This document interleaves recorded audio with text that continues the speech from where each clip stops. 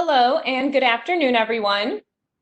My name is Alisa Slodzinska, and I work for the City of Chicago Department of Business Affairs and Consumer Protection, BACP. Welcome to the BACP Business Education Workshop Webinar Series. We have adapted our regular business education workshops at City Hall into these webinars until further notice.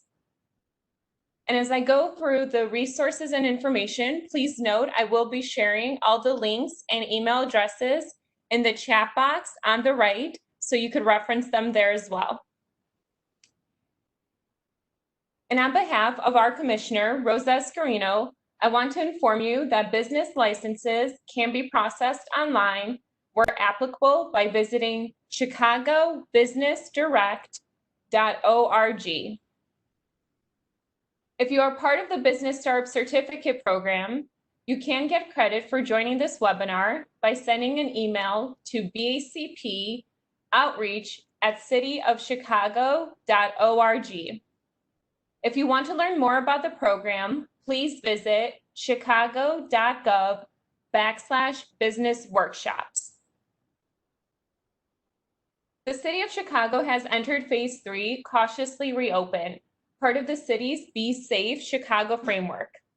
To help guide your business and employees during Phase 3 of Chicago's reopening process, please visit chicago.gov/reopening for industry-specific guidelines. Also, BACP and the City of Chicago's Office of Emergency Management and Communications created Shy Biz Emergency Alerts. You can opt in to receive targeted emergency alerts for the business community via Shy Biz Emergency Alerts. If you are interested, please visit chicago.gov/Shy Biz Alerts. These are alerts to businesses in targeted areas for severe weather, fire, medical emergency, or public safety disturbances that may impact business operations. And a few housekeeping items before we begin the webinar. We encourage participants to ask questions. There will be a question and answer portion at the end of the presentation. Please use the chat box on the right side to ask questions.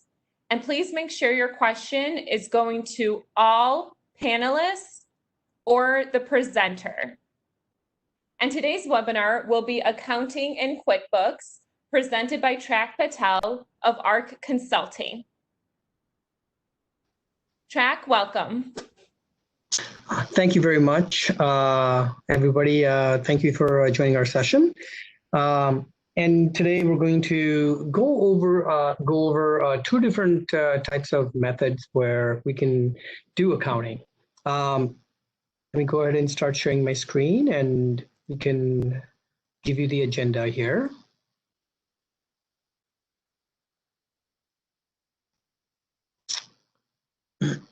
So today we're going to go through the setup of the company, the chart of accounts, the vendor. Hold on one second. Looks like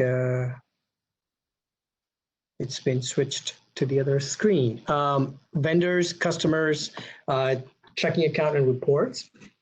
Some of the key features we'll be going through, we'll be setting up the actual company, how to go about in reviewing the chart of accounts, and also high-level overview of payroll process and how that entails as it relates to the integration of QuickBooks. The key also we'll be looking at will be the two different types of QuickBooks products that they currently offer. One is online QuickBooks. The other is desktop QuickBooks. And we'll go through the differences between the two. I'll be navigating between the two products. And also we'll be going through the cost structures between the two, why, what the differences might be and why it might be one might be beneficial to other over the other. Okay, so let's get right into it. And let me make sure that if there are questions popping up that it's moved over. So like I mentioned, there's two types of products, desktop and online. There's two significant differences, obviously. One, you have to download the software and use it from your desktop, your computer. The other is online, which is cloud-based. You can access from anywhere, whether it's your computer or somebody else's computer. You just need a login and you can access it. Now, the one thing that you have to remember when it comes to utilization of the two different types of products is the desktop is a little bit more advanced than the online version compared to when you're comparing the both. So one thing that you do have to understand also is, okay, which one is best suited for you?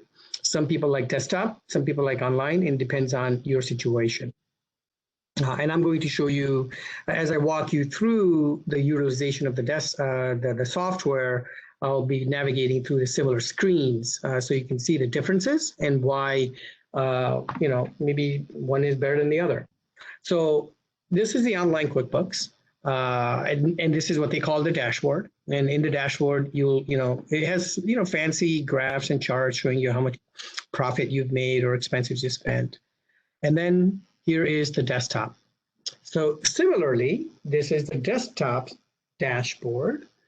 And in this similar dashboard, it has also fancy graphs telling you how much profit, expenses, and income that you've earned in a different format. As you can see, it has similar themes, but the look is slightly different from one and the other. What you see currently is a sample company that I've pulled up, so you can see what the accounting looks like. It's pre-populated. It's got all the different sections available, so you can see if there's any. This happens to be a landscaping company, as you can see here, and this one in particular happens to be also a landscaping company. So it's apples to apples.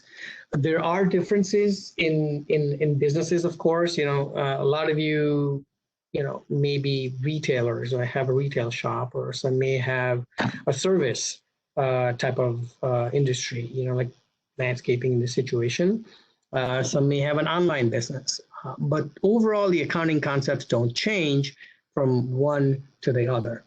Now, it is extremely important to have some type of a accounting method to track your expenses and income and everything. And I'm guessing that, in my experience, what I've seen, a lot of people who start their business typically don't really do a detail or a good job in documenting their income and expenses. When it comes to tax time, they'll go to their accountant and say, oh, here's my bank statement, or here are my receipts, or here's my, records of like handwritten notes of what I earned. And that's very typical from what I see. And of course, that is not your best way to do it.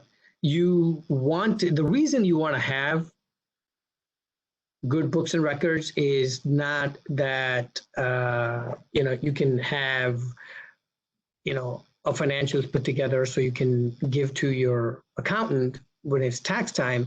It's really to help your business ultimately. Because, when you are running your business every day, you need to know how much income or expenses have been incurred and throughout your period. Whether it's daily, weekly, monthly, whatever it is, you need to understand what is the implication. So it's extremely important to know that. So one thing that I see a lot of people not doing on a regular basis is looking to see how much did they spend in certain categories. And QuickBooks allows you to do that more effectively. So when you log into a QuickBooks Online, you'll see a dashboard like here. You see the bank accounts that have been registered, okay, that have been set up. And on the desktop, if we go to the home page, it's a little bit different look. You don't necessarily see something similar that you see here, like what accounts are actually connected. But in online, the nice thing about online is you can directly connect to your bank, Like as you see here, they have a bank, checking account, savings account, MasterCard directly connected. So if I click it, it will actually show you the transactions that have actually gone through the bank account. QuickBooks has gone to your bank account, pulled the data, and brought it in. The only way it does it is you have to, actually create a login, right, from QuickBooks directly to your bank account, whether it's Chase or Fifth Third or whatever it is. You type in user ID and password, goes in and pulls the data.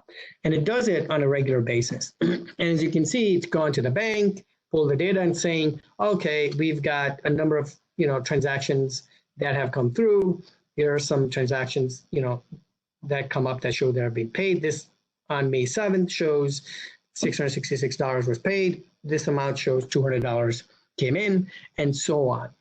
So that is one nice thing about online. It automatically goes in and pulls the data. Whereas on the desktop, there is a similar feature where you can do that, but in my experience, there's a lot of glitches that I've found. So what I have instructed, a lot of my clients who did this on their own, how to do this is to actually go to the website, download the format, a QuickBook format, and then upload it, which in essence would be done through the utilities function, which shows import right here. And you just import it and you download the file. And when that happens, it goes into the feeds, bank feeds, which is same thing as what you see here, except in a different format. And it lists all the accounts that are connected, just like what it does on here. And I think somebody was asking a question about, let's see, while I'm going through this, let me just address some of the questions the presenters have actually, some people have asked. So are we going to get a copy of the presentation? The presentation is really very generic, the PowerPoint. It's really the hands-on walking through that makes a difference. So the other question was about linking the bank accounts. Can you have multiple bank accounts? You can have as many bank accounts as you like. It doesn't really matter. Also, what if some accounts are personal business? It will only bring in whatever you want to bring in. So if you have one login for your personal and business, it will bring in only the business accounts, okay? So in this view, as you can see, you have the different feeds. You have the bank, and then you also have the credit card. So for example, in this in this bank feed, you'll see that, oh, okay, here's a transaction. They only had 2 transactions. They were all payments. Both of them were payments. And, it's coming in. It's saying, oh, this was an ATM withdrawal. This was a bank charge. Then you have to actually go in and do the categorization. So for example, this is a bank fee. Let's say you were banking at Chase. So the payee, I'd say, was Chase Bank. Since Chase doesn't exist, it's going to ask me, hey, this name does not exist. I'm going to add it. I'll just do a quick add it as a vendor. And then you have to categorize it. Okay, what kind of expense is this? Well, this happens to be a bank fee. So I'll say bank fees. If it doesn't exist, I'm going to create it, set it up. And what kind of a category? It's an actual expense. So I'm going to put it in as an expense category here and save it. Okay.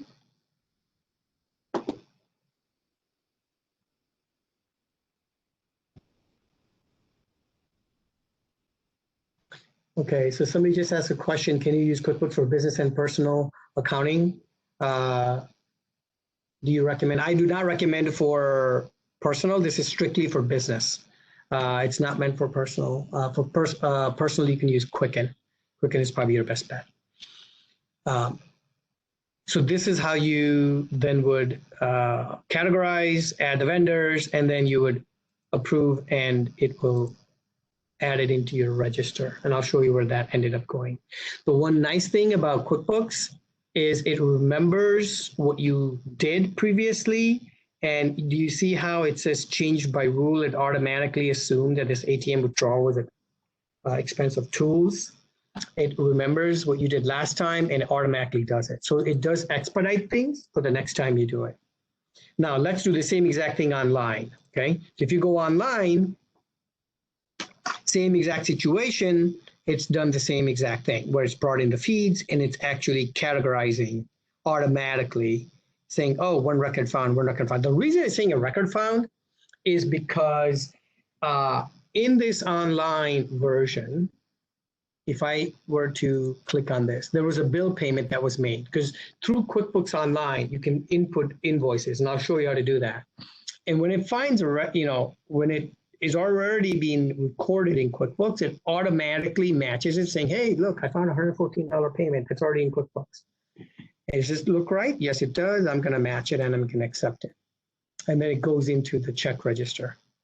So you go through line by line and start categorizing your accounts, like I showed you previously. So for example, this one is not automatically categorized. So it's saying it comes in as a feed, it's saying it's a rental. The way this comes in is however your bank, it's showing up in your bank statement is how the bank information or this feed is coming in.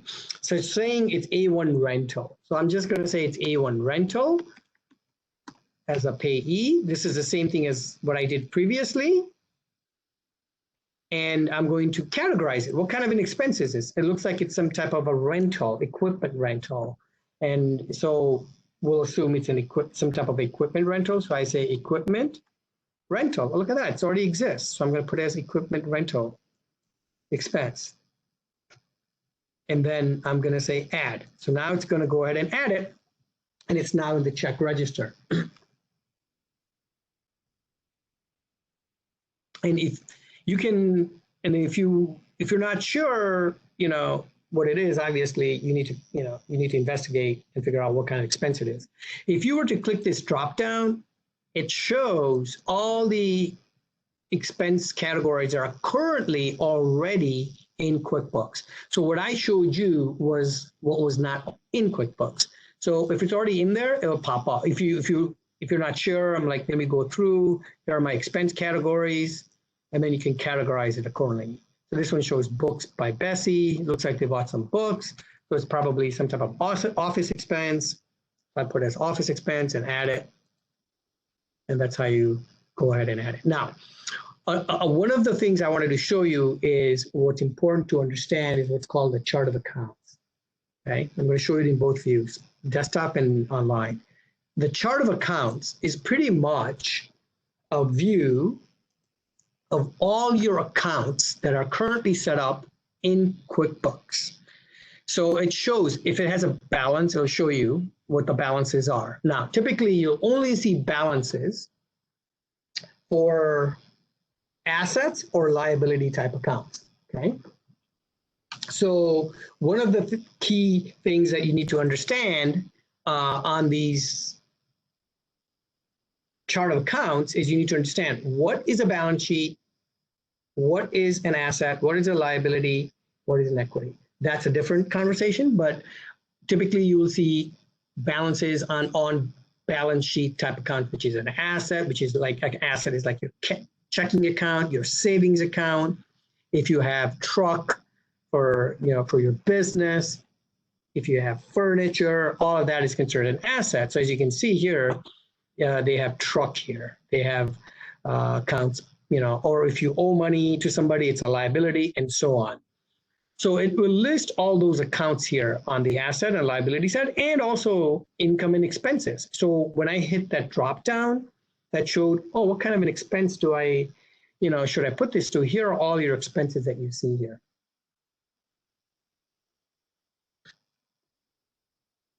Now, let's look at the desktop, okay? Similarly, what I showed you, there's also a chart of accounts on the desktop, okay? Same exact concept. You have your bank accounts, you have your asset account, like your other assets account, you have your fixed assets, here's your truck, here's money that you owe, to vendors, here's a credit card account, so you have $1,400 balance, and so on. These are all the different, and then of course your income and expense categories as well. So somebody just asked a question. I'm an independent contractor. I do my taxes as one with Schedule C, and then I have a loan from an SBA EIDL. I need to track expenses with this program to help accomplish this. So this QuickBooks tracks anything and everything you need to. If you're getting any type of, I mean, whether you're an independent contractor, if you're set up as a corporation, if you're set up as an L, whatever it is, you should use QuickBooks. I mean, I know there are a lot of people that use Excel, which is fine, but the challenge you have is, let's say you're going for a loan, okay, with a bank, and the bank will come back to you and say, hey, we need to see your financials. Well, what's a financial? A balance sheet, which is what I just talked about, your profit and loss, which is your income and expenses. We want you to put that together. Well, if you have an Excel file, it'll show your income and expenses, but you won't really have a balance sheet because a balance sheet requires way more than that. And QuickBooks gives you the opportunity to run a report and it will generate that for you. And of course, when it comes to loans from a bank, or in this situation, person who got an SBA loan, an EIDL loan, which I can talk about a little bit in a minute if people don't know what that is, they're going to require you to provide your financials. So anytime you have a loan, especially the SBA is going to ask you, hey, can you please provide us your balance sheet for the first quarter, you know, for the month of May or the month of April, and you have to be able to produce it. So if you're not using some type of software like QuickBooks, it's going to be very challenging to do that. And unless you really are very good at accounting and you know how to put together a balance sheet manually, then you can do it. But even then, I wouldn't recommend it. It's very difficult to even do that. So anyway, so it's extremely beneficial to use this because it really helps you track everything from it effectively. It really helps you, categorize everything in an appropriate manner, and ultimately, it helps you understand your finances on a anytime basis. Really, it's as good as how you use it. The more current you keep this document, the QuickBooks, the more accurate information you will have. So if you're updating it weekly, great. You know, I mean, some people do it monthly, which is fine too. But once you go beyond a month, then it becomes challenging because then it becomes, taxing to really do, because then you become, you might become lazy to an extent, like, wow, this is way too much work. I'm just going to put it off and do it later. And then it's just going to build up. So it's not a good idea. So try to keep it up as much as you can. So a question was, wouldn't your tax account give you a balance sheet if you use Excel? That's up to your accountant to ask, but not necessarily. We don't do that. I mean, for example, we have clients that will come in and give us, a box of receipts, for example, and say, here's my Excel spreadsheet of income, but it's not as easy as it sounds to just put together a balance sheet. I'll show you in a minute what a balance sheet looks like.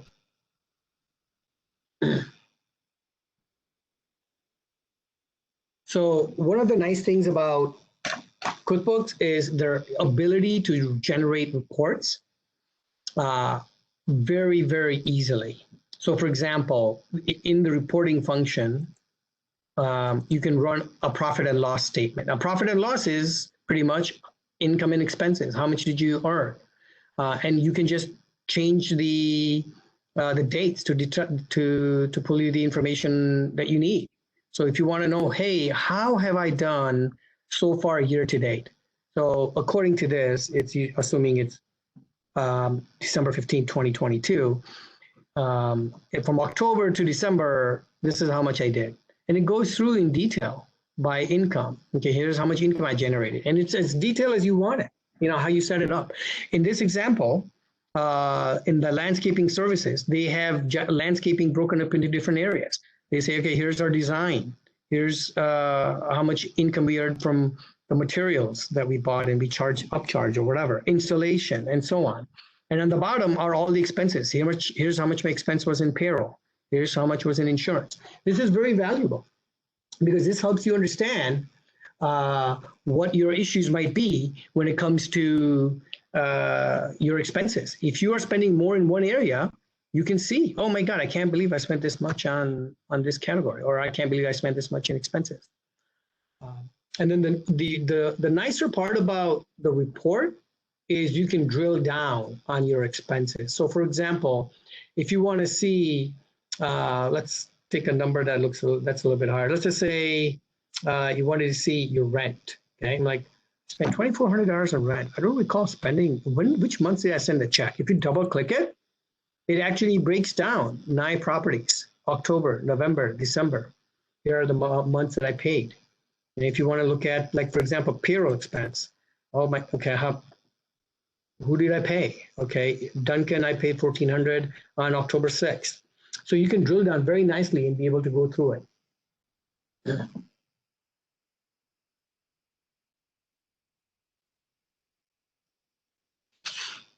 So somebody asked about the app. So if you're downloading an app, I know QuickBooks has an app.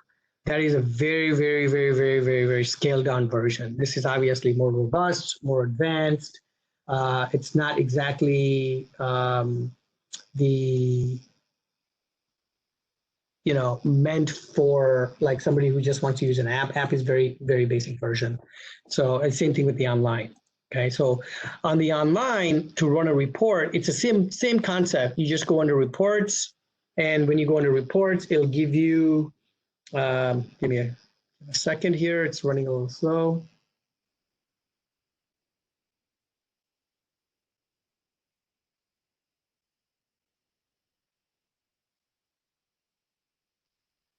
So if you were to go here, you'll see a balance sheet and profit and loss. These are the favorites. So if you click on profit and loss, same exact type of report that you can run, that you can do on the desktop.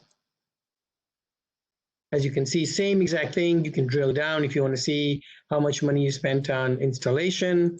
You can click on it and it'll tell you the details of, okay, who did you spend it on? When did you spend it on? In this situation, there's only one payment, as you can see. And you can drill down even further by looking at it. Same exact concept that you saw. Now, the one thing I talked about is balance sheet. Let's go to the desktop. Here's a balance sheet. So I'll give you a high-level tutorial of a balance sheet. Like I said, a balance sheet gives you your assets, your liabilities, and also, your equity, what's your company worth, and so on. So it shows, here are your assets, checking. Here's your receivable. Here are your other assets. If you had inventory or fixed assets. Accumulated depreciation is like, okay, how much depreciation has been factored in over time? Liabilities, how much do you owe? Accounts payables, your current, vendors that you owe, credit card payments, your payroll liabilities. Oh, I owe $5,500 in payroll liabilities that I haven't paid, and so on. And then, of course, your equity, which is on the bottom. Equity is money equity can be used, can be interpreted in multiple ways. Equity is what you put in to the business, and also your overall, from performing the business, what your total worth is. So as your business progresses throughout the years or months, whenever you earn profit, that builds equity to your business, right? So as you see, the net income is adding to your equity. Now, when you take money out of the business, which is called a draw or a distribution, as you see in here, as an example, it reduces your equity because guess what? You just took money out of the business. So this is something that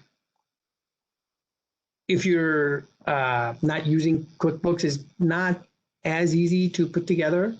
And even as an accountant, I don't find it to be very useful to do it in Excel. Very time consuming, not a good idea when you can have a software do it for you very easily.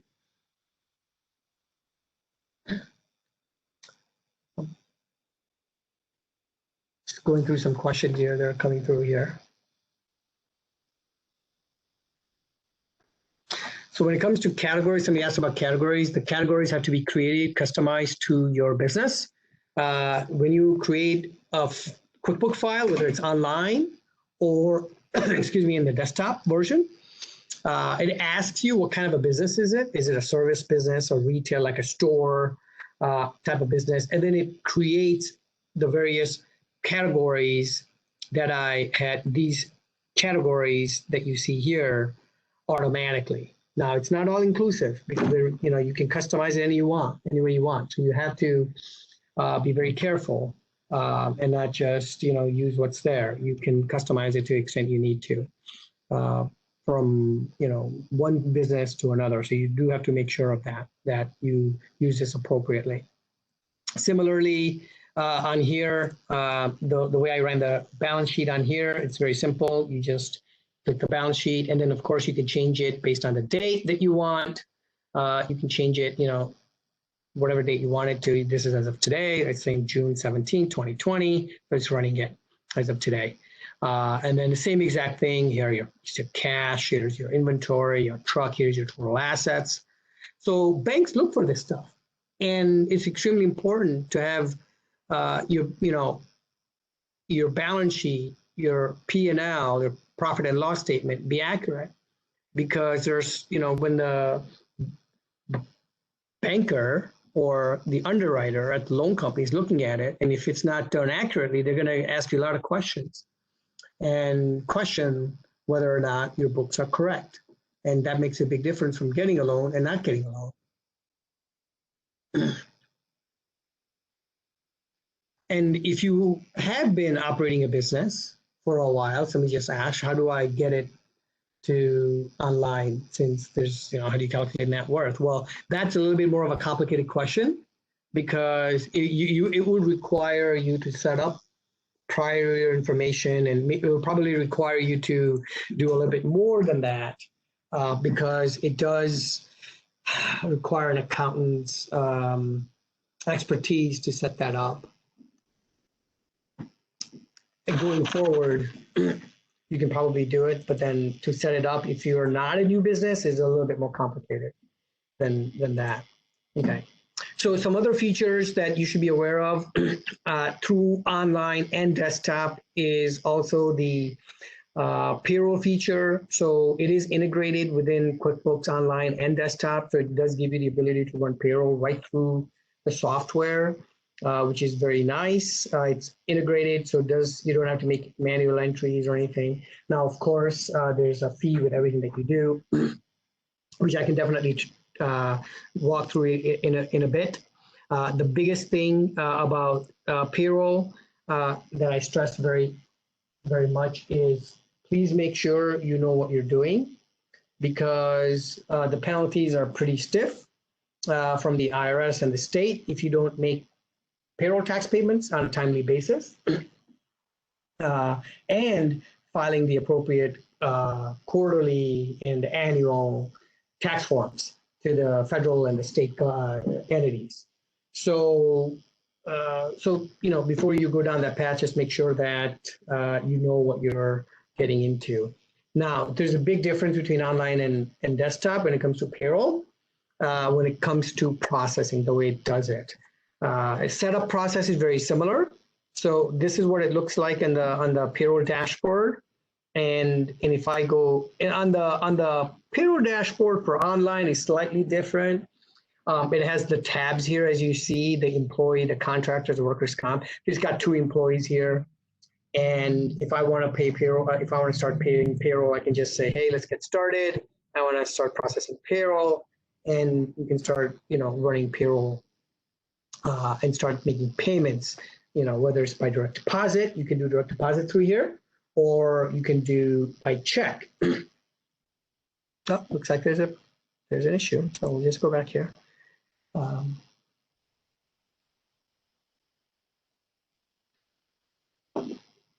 Okay, looks like, give me 1 minute.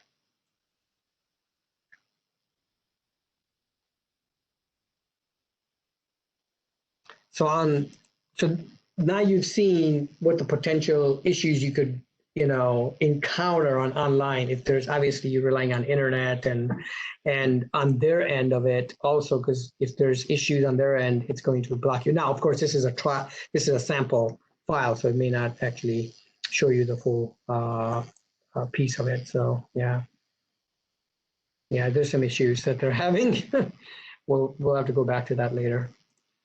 But I can show you on the on the desktop. You can just quickly run once you've got your employees set up, you just start a payroll, and you can run payroll. Put in the hours. If they're salaried, you can pay by salary, and then run it by checking the boxes. There's some certain things. Tell me again. And then it'll tell you, okay, here's your gross pay, here are your taxes, here are the deduction. If you click on an employee, it shows you everything, the deductions and everything. The nice thing is you can then create a paycheck that is sent electronically, like a PDF, which is password protected, or you can print it, you can print the checks, or by direct deposit, whatever works. If I hit the create paychecks, it'll automatically create it. Think, okay, hey, let's print the paychecks. Do I want to print these? Yes, I do. I click OK. And then a box will pop up saying, okay, here, let's print these. And I'm going to start printing them. Okay, I'm not going to print them. And then the pay stub, same exact thing. The nice thing about pay stubs is I can even email them if I wanted to. If I click email, it'll pop up an email saying, hey, do you want to really email? Yes. And then you put in the email addresses if they haven't been input, and then email right through QuickBooks. Uh-oh.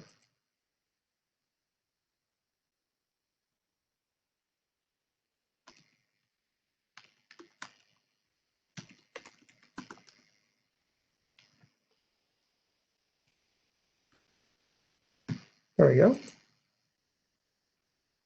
And then you can just send it right through QuickBooks, which is kind of slick. And then to pay the taxes, you pay them right through here as well. Now, online, the one main thing that you have to remember is also, well, I try to show you, is processing the payments right through online as well.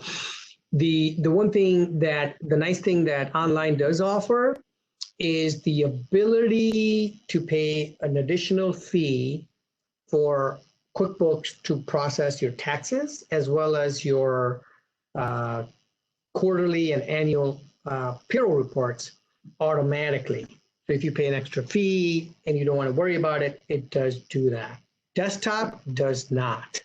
You have to do it on your own. So that's the one benefit. Now, the one thing that I did want to kind of mention I hadn't talked about was the fees related to online and the cost related to the desktop. So the desktop, depending on where you buy the software, can range from $200 to $400. And I think Amazon might have it for $200 some dollars, and sometimes it's discounted. But if you go to QuickBooks.com, and you can find the software from their website for like $300-400, and sometimes they have a sale. Now, that's a one-time purchase for desktop, and that's it. You own it, you use it, for however long. Sometimes software is typically good for at least 4 to 5 years, and then you can buy it again. And sometimes it depends. There was a 2017 software that was no longer able to be utilized, and needed to upgrade. So if somebody had a 2017 software, I mean, if you think about it, that's only 2 years old. If you include this year, 3 years, and you were forced to convert, but at the minimum 3 years. But online, here is let me just show you the fee structure. If you go to QuickBooks.com, you can see the pricing. This is the fee for online. Now, the fee structure that you see here is 50% off for 3 months, and it goes back to the normal fee structure, 25, 40, 70. And then you can see the different features that they give you. The simple one really just gives you the basic accounting. It doesn't allow you to do lot of the features that you probably would need, like being able to manage bills and things like that. But what I would recommend is start with simple if you want to go online, And then if you need to, you can always upgrade because it allows you to upgrade. So these are the costs. Now, remember, this is per month and it is subscription based. So you will be paying this for however long you use QuickBooks Online. So you have to decide whether you go with online or desktop, whichever makes sense for you. Now, of course, online, the ease of being able to go through the, any web, using any computer, being able to not worry about having a software on your laptop and having, pulling that up and all that. You have to, and it's backed up. Obviously, you don't have to worry about any backups and things like that. It's important. So some people like that. The biggest difference between desktop and online is desktop is much more powerful software, obviously, because it is desktop and it does have way more features now that allows you to do a lot more things compared to online. The other thing is I do want to mention is with payroll, both with desktop and online, you do have to pay a fee to use payroll. So when you buy the desktop version or when you get the online, these fees that you see do not include payroll, the cost of doing payroll. Somebody just asked a question about, does desktop and online create sales orders or purchase orders? Yes, it does all of it. So both can do either.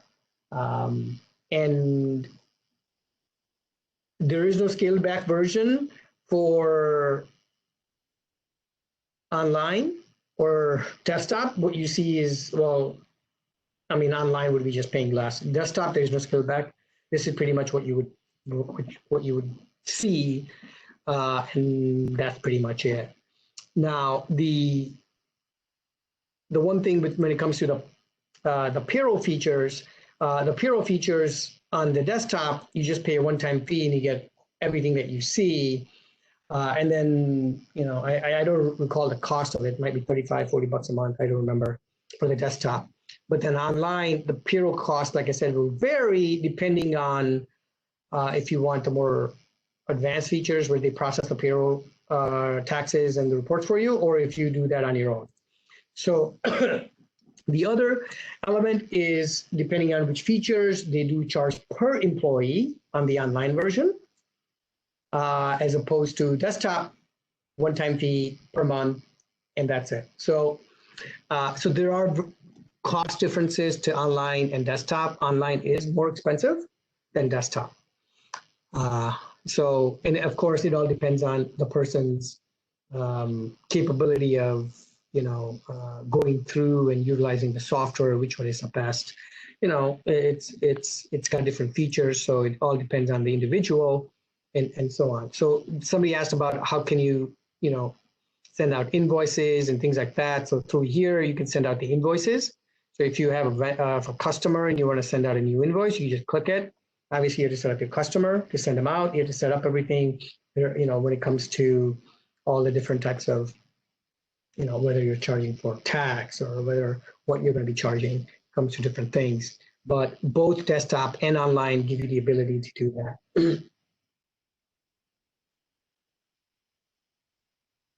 So like, for example, here, what kind of product or service, you have to pick, oh, this was a design, and it automatically populates everything. So there is a little bit of setup that's involved when you're first starting, especially when you're going to be sending out invoices. So it's extremely important to do this. But the nice thing about QuickBooks is it integrates very nicely. So once you set it up, it can send out email of the invoice electronically without you having to go into your email, copy, paste, here's an invoice. You can do that too, but it does it through online as well as through desktop as well. So for example, if I go into the customer center for the desktop version, here's all my customers, and I wanted to send an invoice, I could do that. I can say, hey, I want to send an invoice to Adam's Candy. There's an invoice that I just generated. And then I say quantity of one, I'll just say design, same thing, automatically populates everything. And then I want to go ahead and send it out. I can email it right through here and it'll automatically pop up. Oh, I'll put in my email. pretending that I'm Andy's Candy Shop. And it automatically, for a sample company, but whatever. But that box that you saw when I did the payroll, same box pops up. It sends the email of the invoice attached, and you can customize this to say whatever you want, attach as the invoice and so on. And the other nice feature about both online and desktop is it does also give you the ability to take payments. So if you want your customers to be able to pay you when they get their invoice, you can also do that. You have to call Intuit to activate their merchant account services feature, both on online and desktop. And then you can, take credit cards, for example, debit cards. You can do debit, like direct debit, like credit card, like ATM debit, and also what we call ACH, meaning you can directly debit from a person's bank account. And the way that occurs is, they would put in their banking info, like routing account number, you can do that. And the fees vary depending on, obviously, the type of program you pick. If you do the basic, it's per transaction that they charge you. And of course, if you are going to have a lot of transactions, they have a monthly fee, which brings down your cost. So it's up to you, but it is very well integrated. It just sends you an email, you click on the link, takes you to the website, very secure, and you can process payments fairly easily. The desktop version, somebody asked a question. Some said the desktop version doesn't sync easily with the bank and credit cards. That is correct. That's why I actually go to the website and download the QuickBooks format of the file from the credit card and the bank site and upload it. Like I had shown previously, where, if I download the QuickBooks file from the bank's website, I just go to Utilities, Import, Web Connect file, and pretty much most every bank has this capability to download it's called QBO format. And then it'll upload, and then when you upload it on the desktop, for example, like I had shown previously, it's in the bank feeds. So you just go here and, it'll show up like, oh yeah, here's my transaction. So you can do that. It does allow you to do that.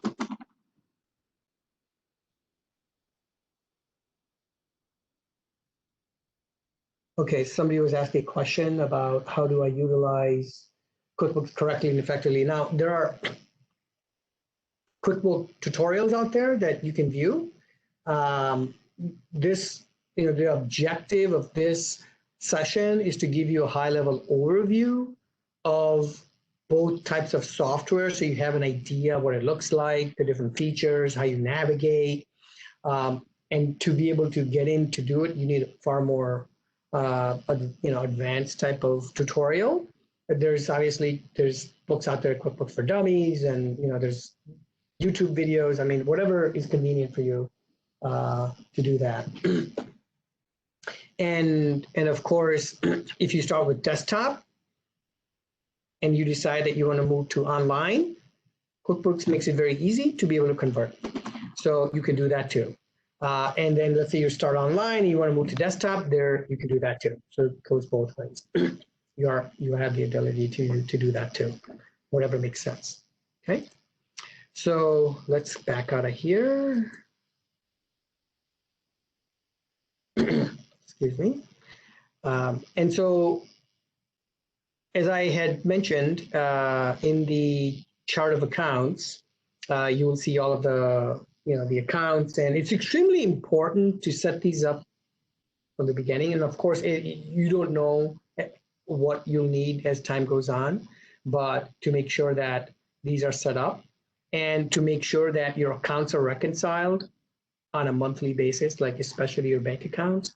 And what does reconciliation mean? It means that whatever you have in QuickBooks matches what's in your bank account or your bank statement.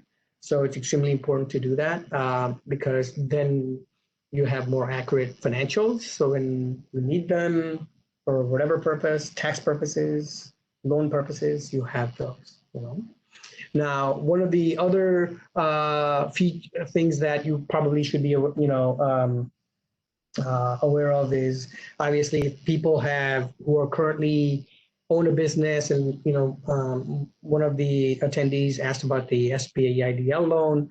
If people don't know what that is, that's the economic disaster loan that you can apply for if you've been impacted from COVID-19, and you can get this loan, which is a 30-year loan that's fixed.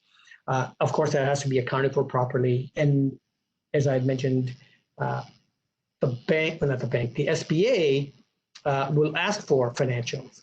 The other loan that people probably have heard about, or if you've already gotten, is this is a PPP loan, which is the Paycheck Protection Plan.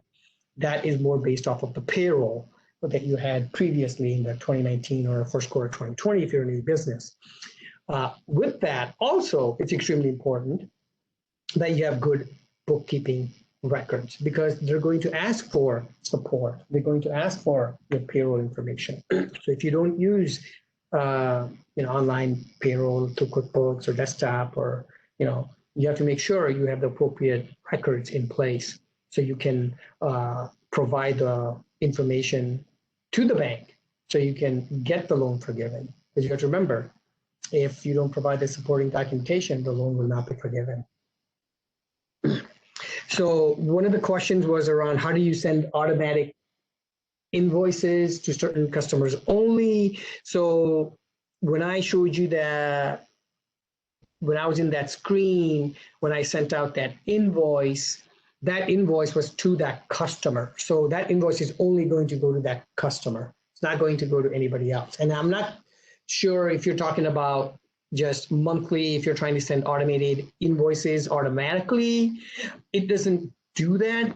But one nice feature in QuickBooks is it does have the ability to set up recurring invoices. So it automatically generates invoices every month. So for example, if you are providing service that's the same amount every month, say, lawn service is a good example since we're doing that example here. Let's say your lawn service is fixed, at $25 a week.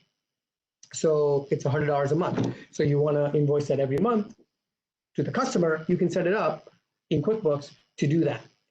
There's features in here to do that. And on the desktop and online, you can set up recurring invoices to be able to do that. That's a little bit more advanced, but it has the ability to do that. If that addresses your question. I think Veronica was asking that question. So let me take a few minutes to walk through some questions that people have asked and see if I can kind of navigate through and address some of these questions that they've come through while we take a break on some of the things that I've gone through. I've discussed a number of things.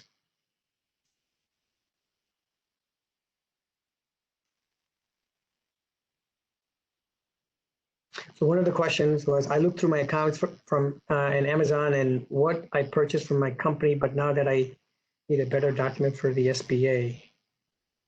Not sure what you're asking, Scott. No limit. You talked about multiple linking of bank accounts. Do not link personal through here.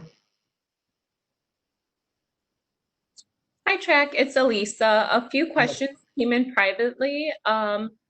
Okay. Just go over them, and you may have either answered them in some capacity or not specifically. So one question is, can you link it with Shopify or Squarespace?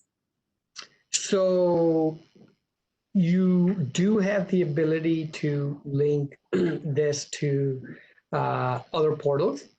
So if you go to, so I don't know, I don't think you can see it in the sample, but so it allows you to, like, if you have a PayPal account, if you have a Square account, it does allow you to bring in the feeds through, as long as their portal allows you to connect, but it does allow you to do that. Okay. If I'm self-employed with two companies, does one work better than the other to manage multiple small companies? They both have the ability, online and desktop, the ability to manage multiple companies. So the difference is cost. So when it comes to, let me move this out of the way. When it comes to online, if you have more than one company, if you click down this drop down, if you have more than one company, it will appear here. So if you want to switch between one company and another, it will show here. Now, you do have to pay for each company online. So subscriptions, so when I mentioned this fee, it would be for each company. On the desktop, that is not the case. You pay a one-time fee to download the software. And then you can have as many companies as you like without any additional cost. So hope that addresses that. But it operates the same way whether you have one company or more. Okay. Can my vendors send my invoices directly to QuickBooks, or do I always have to upload them? That you cannot do. You have to upload them. You have to manually add them in QuickBooks, whether it's online or whether it's desktop. So if you go under vendors, for example, on the online, and I'll show quickly on the desktop, you can say create a bill. Say, for example, A1 rental, create a bill, and a box pops up, and you fill in all the blanks, you know, of your expenses. Now, if I go to the dashboard, for example, same thing in here. And if I want to, excuse me, create a bill, I can say enter a bill, same thing. And I'll put in who it was for. I'll just pick the first one, Bayshore, and then I put in what it was for. Same exact concept, put in, you know, what the invoice number was and blah, blah, blah. So you do have to manually add it. You can attach a file in here. So if you have the actual invoice, you can attach it in here and it'll save it. Same exact thing on the online. If you wanted to attach files, you can do that by clicking attachment. So you can add them in here as well. So you can save the copy of the invoices within the actual bill. Why does my QuickBooks balance differ from my bank balance in QuickBooks Online? If you go to your checking account, let's go to your chart of accounts. That's a very good question. And this is what I was talking about when I said you have to reconcile your bank account. So there's multiple reasons why your checking account in your bank and your information in QuickBooks is differs. Number one, let's say you wrote a check and you entered it in QuickBooks. So for example, in this example, you see there was a check that was written, check number 76, to Pam for $75, okay? You already recorded it in QuickBooks, so now your balance is showing $2,069. Before you recorded it, it was showing $2,144. Now, you mail it out, and let's say the person doesn't deposit the check for 3 months. Your bank balance is going to show more money than what your QuickBooks does, right? Because the check hasn't cleared. So that's one reason, okay? Main reason. Same thing with deposits. Let's say you got a check today. Let's say it's the end of the month, and you go in like, oh, I just got a $100 check. I'm going to record it in QuickBooks. But it doesn't clear the bank until, let's say, 2 days later, okay? So your bank balance will be different in QuickBooks than online. The other reason is because what I talked about reconciling, it's extremely important to reconcile your bank account with your QuickBooks. When you click reconcile, and what that means is going line by line. I'm just going to say 10,000. Ending date is 12/31/22. You have to go line by line. Here's what's in QuickBooks and compare it to your bank statement. This is very important because there could be checks that are in QuickBooks that haven't cleared for maybe 2 years, 3 years. I've had clients where, where they, a check doesn't clear for a year. Then we have to kind of take care of that and, fix it. But these are the reasons why there could be discrepancies. Right. Is payroll included in and is a feature of QuickBooks, or do we have to pay for it separately? Also, are there any kind of special offers for QuickBooks? And I will say several questions are somewhat similar, asking about pricing for each version. Okay, so payroll is not included in the cost that you see here. It is extra to pay for payroll. Same thing with desktop. Payroll is extra per month. The online version charges you per employee on top of the monthly fee. The desktop just charges you a flat monthly fee. There is no extra cost for having, say, 10 employees, 20 employees, or 4 employees. Online, there is extra cost for having every employee.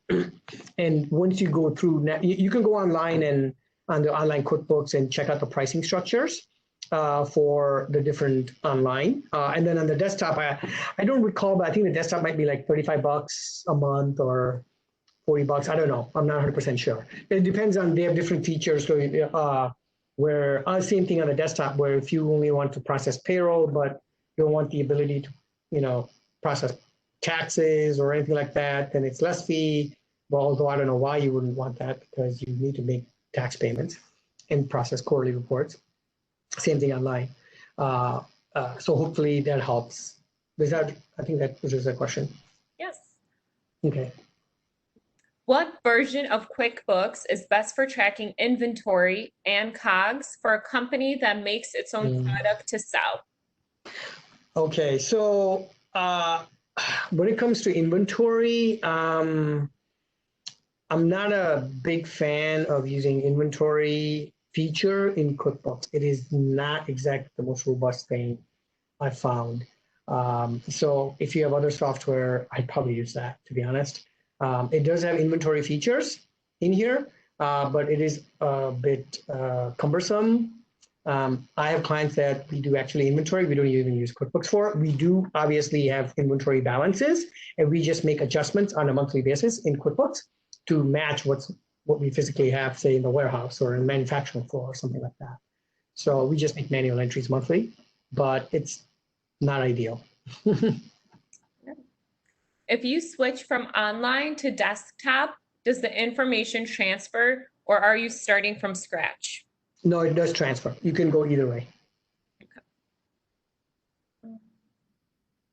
Will the invoice be emailed? Well, hold on one second. I'm trying to. Will the invoiced email show up on my outgoing emails? Which email will it go out from? So you have to set up your, well, so here's the thing. It depends on which you use. If you use online or if you use desktop. So with online, it's using its own internal Intuit system to transmit. So you're not going to see that. On desktop, you do. So, but you have to set it up to be able to do that. So like, for example, in my business, I've actually set it up. So when we invoice our clients, we're using a general email, finance@arcconsulting.com, that sends out all the invoices. So when I go to my finance@arcconsulting sent box, I can see all the invoices. So you have to set it up through QuickBooks to be able to do that on the desktop. Online, you do not see that. Okay. What are those questions? Yeah. I have a question regarding old invoices that we know are not going to be paid because customer lost business, etc. How do we record it in QuickBooks Desktop as bad department? And also, it did not affect our sales by item summary report. That's a little bit of a, I'm not exactly following what the detailed question is, but if you, I guess the general, I guess I can address it in generalities, is if you have, are they talking about invoice like paying? Does it say paying or receiving? It just says old invoices. So let me talk about, let's just say, because I'm not quite sure if you talk about payments or receipt, you're assuming you're trying to get payment. If you have old invoices that haven't been paid, excuse me, and it does show up on your receivable. You have the ability to issue credits through there, so it washes it out. So, for example, right here on the desktop version, you can see refunds and credits. So if you have a customer that is not paying and you want to, I guess, write it off, it's not really a write-off, you're just throwing it out. Let's say to this Andy's candy shop, say it's delivery, you want to give a credit. Oops, my bad. Let me change that. Yeah, let's just say the discount, that's fine. And the amount we're going to give is like, say, $100, and automatically, or sorry, oops, I added an extra zero. It'll automatically say, give you a credit, and you can apply to that invoice. So there's abilities to do that, and then you can send it out to the customer. Hopefully that addresses that question, but trying to address it in generalities here. Mm-hmm. When the business is utilizing EIDL funds to pay for business expenses, such as equipment needed to comply with the new COVID guidelines, how could one document categorize such expenses that may have been made across the last few months? Well, if you're trying to use the funds that you got from EIDL for certain things, you can create additional categories if you want to say, okay, I use this. Let's say you bought equipment for the SBA loan. I mean, you can customize this any way you want.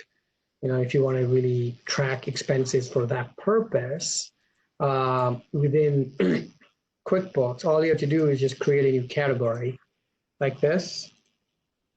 Example, if it's an expense, and you can say, let's say SBA equipment purchase. Call it however you want if you want to track it, expense.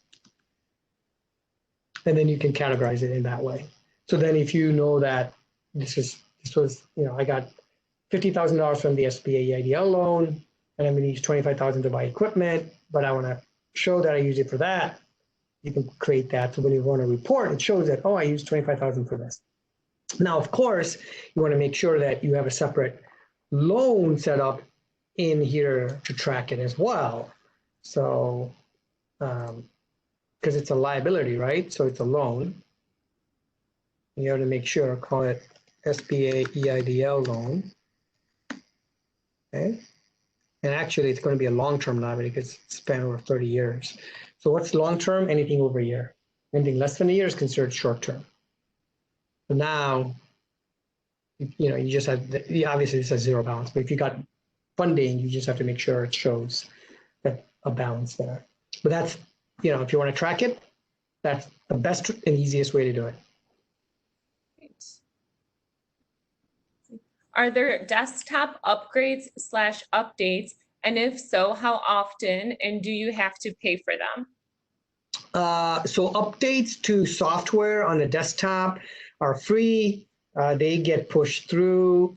You can always, if you actually go under help, where did it go? Sorry, update QuickBooks, and then it'll automatically update it.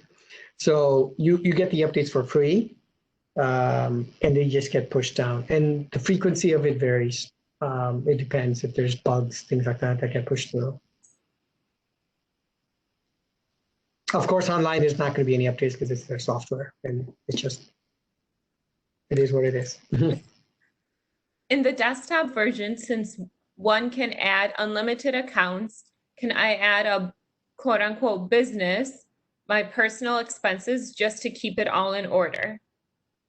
I mean, if you want to use QuickBooks for personal expenses, I mean, you're more than welcome to, but it's not, I mean, it's not meant for that, but yeah, you can if you want, but you have to create a separate file for that. Don't commingle business and personal.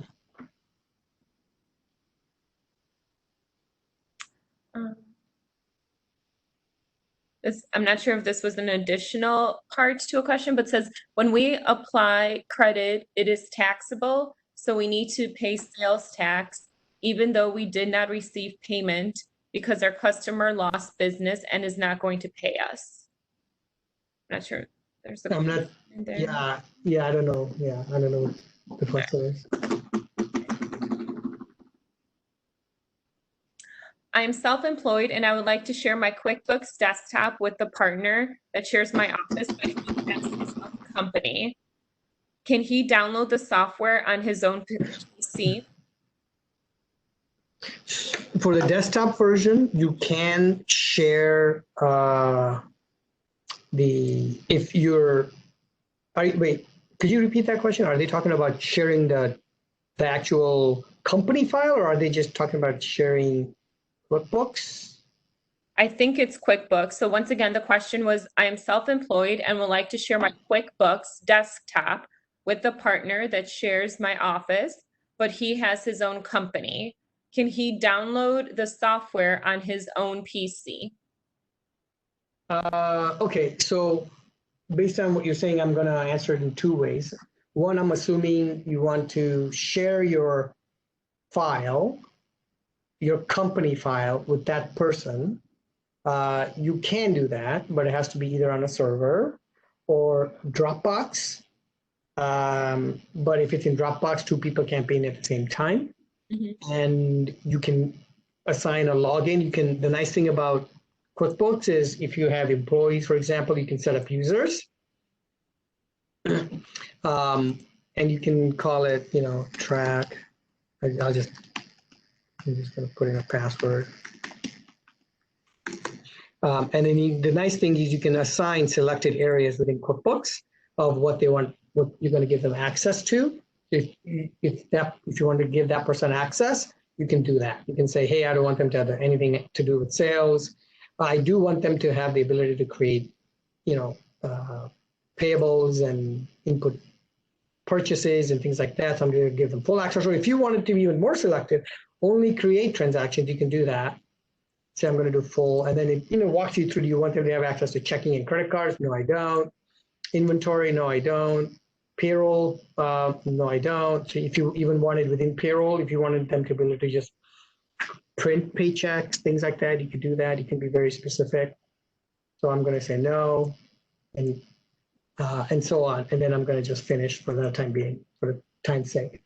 The other piece, I'm assuming the other question part of it would be they could download the software and use it, creating their own company. So obviously you would have yours and they would have theirs.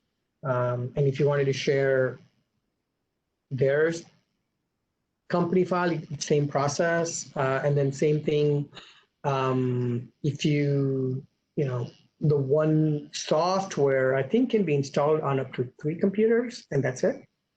And then beyond that, it won't let you. So if you wanted to do that, you could do that. So hopefully I addressed that question. Great. Can you use QuickBooks to generate financial documents for startup companies that have not started to generate revenue and expenses?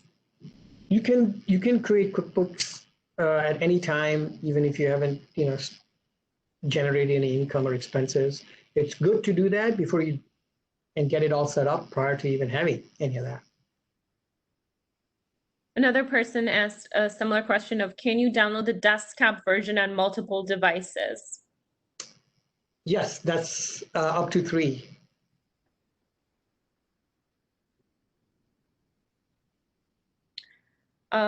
In linking all my credit cards and bank accounts to the online version, hold on 1 second. Linking all my credit cards and bank accounts to the online version, have in the past QuickBooks been hacked and then they would have all my information? Linking all credit cards and accounts to the online version, have in the past. So I'm not quite sure.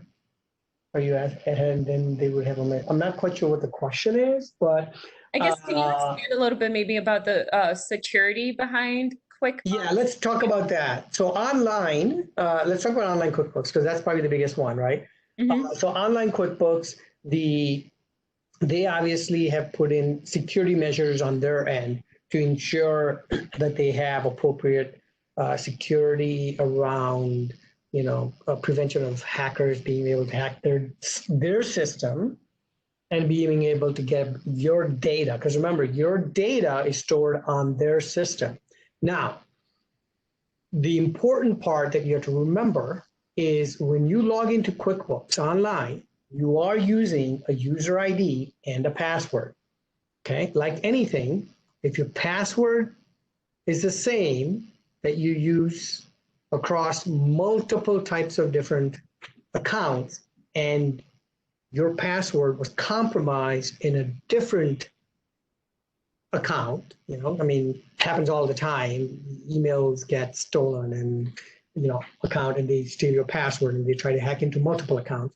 Then they could use that password to try to hack into your QuickBooks account. So from that perspective, there's nothing that QuickBooks can do because they're using your password, which is legitimate. Now, they do have what they call two-factor authentication, okay? So for example, which is very nice. So there is that prevention online. So let's say somebody gets your password and knows your user ID. Your user ID is your email. If they hack your email, they know your email and they have your password. So they'll go to QuickBooks.com, type in your email and password, and they're using their own computer. So the nice thing about online, what they'll do is they say, hey, we don't recognize the computer you're logging in from. We need authentication. So when you set this up, they'll ask for your cell phone number, your email and all that stuff, and send you a code, because somebody's trying to log into your account. So for example, this has happened for myself where I've gotten a new computer and QuickBooks is like, hey, we don't recognize the computer. So it sends me a code because it's a new computer, doesn't have a record, which is perfectly fine. And then it gives you a code, you use that code online and logs in. So they have that setup process in place where they know that people's passwords and IDs do get hacked. So they've set up what they call two-factor authentication. That's what that is. So that does prevent it. Now, on the desktop, it's there's passwords to get in to the actual file. So when you first log in, when you first set it up, it'll ask you to set up a password and all that. So like, for example, for if I say, see right there, I just created a password to log in, it'll ask you for that. And if you log in incorrectly so many times, it locks you out. Now, of course, this is sitting on your computer. So it says the security is as good as whatever you've set up on your end, firewalls or whatever. There's nothing that QuickBooks is doing to prevent your computer from being hacked, right? Because it's a software that's been downloaded on your computer and you're loading it. Now, of course, they have to hack into your computer and then they have to log into your QuickBooks and know your password to get in. Great. How do we enter an accounts payable, for example, a legal bill where you agree to pay it in installments? Would you just add them as your bill? Is there a way to put that liability into QuickBooks? So if you're just paying something in installment, for example, you just add the bill, like a normal bill, like we go in here and you just, when you make the payment, you just state how much you're paying. So, like for example, when you pay a bill, let's say you have an installment for a particular vendor, you just say, I'm going to pay $200. Let's just say this is the vendor, okay? It's automatically defaults to the full amount. I don't want to pay a full amount. I only want to pay $50 of the $127. So you just pay it and it records it. So those are some of the ways that you can do install, if you want to call it installment bill. How can I send automatic invoices to certain customers only? That is fairly simple actually. When you have an invoice, let's say like Natalie, you just have everything set up and then you just email right here, boom, and you can send it. Same thing online. If you're online, same thing. If you have a customer online, you do the same exact thing. If you have a, let's look at this particular. create invoice. It's a little bit different online. I don't know if they have it set up here, but they do not. But it's a similar feature where it's by invoice. You can, instead of print preview, be emailing it. Can the sales order be raised to an invoice and raised to a purchase order so all the information is automatically copied over so I don't have to retype everything? If I invoice a customer for 10 different items, I do not want to have to retype all of that on a purchase order. Yeah, you can create purchase orders like right here, put all the information in, and then when you have to generate invoice, you just pull that purchase order and generate the invoice. Or from, or when you get the invoice. Okay. I have an LLC and I'm currently the only employee. I pay myself a salary. How do you distinguish owner's salary versus salary in your chart of account? Did you say he's an LLC? Yes. Well, if you're an LLC, you shouldn't be paying yourself a salary because that's not allowed by the IRS. So number one, that shouldn't happen. And any payments that are made should be considered distributions or considered guaranteed payments. But you should not be running it like an actual payroll. If you're running a payroll for yourself, like taking out taxes and issuing a W-2, you're not allowed to do that. Okay, we have a few more minutes. Maybe a couple of questions. Yeah. Exactly. Can you share the same chart of accounts across multiple businesses? Yes, you can. Yes, you can. You can, if you're creating another business, you have the ability to copy the same chart of accounts to another business. There's features in there to allow you to do that. Okay. And I think we have time for one more. One more. Yeah, one more would be good. And let me pull it up. I can't see it now, but I remember reading someone asking if you end up no longer using QuickBooks, are you able to extract all the data? So QuickBooks has their own format, like a QuickBook, like an Excel does, right? So you can extract it in different ways, certain reports. You can extract it in Excel if you wanted to do it that way, but it's a little bit more complicated than just saying I can extract the data because you have vendor setup, you have customer setup. You can extract the reports, like the financials out of here in Excel. I mean, those are the things that you can typically do. Great. Well, thank you so much, Trak. This has been extremely informative. I love the interactive and actually almost like a hands-on. So thank you so much for walking us through the two different versions and obviously pros and cons. Thank you for having me. It was great, and everybody had a lot of good questions. Hopefully, everybody got good, valuable input out of this. And like I said, there's much more advanced tutorials out there, so feel free to utilize those. And if anybody has any questions or needs to reach out, here's my contact info. And thank you, everybody, and have a wonderful rest of the day or evening. And for those, if anyone's joining us on the phone, contact information is trak.patel@arccconsulting.com. That's trak.patel@arcconsulting.com. Thank you again, and have a wonderful day, everyone.